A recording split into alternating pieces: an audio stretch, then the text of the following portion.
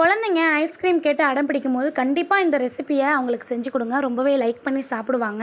இப்போது 2 கிளாஸ் அளவுக்கு பால் எடுத்து நல்லா காய்ச்சி வச்சு, காய்ச்சின பால் கூட 7லேருந்து 8 டீஸ்பூன் அளவுக்கு சர்க்கரை சேர்த்து நல்லா கலக்கி விட்டுருங்க. அடுப்பு சிம்லேயே இருக்கட்டும்.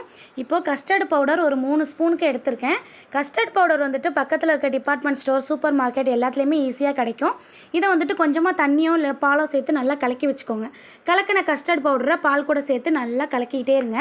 கொஞ்ச நேரத்தில் பார்த்தீங்கன்னா பால் நல்லா கெட்டியாக ஆரம்பிச்சிடும். அடுப்பு லோ ஃப்ளேம்லேயே இருக்கட்டும், இல்லைனா அடிபிடிக்க ஆரம்பிச்சிடும்.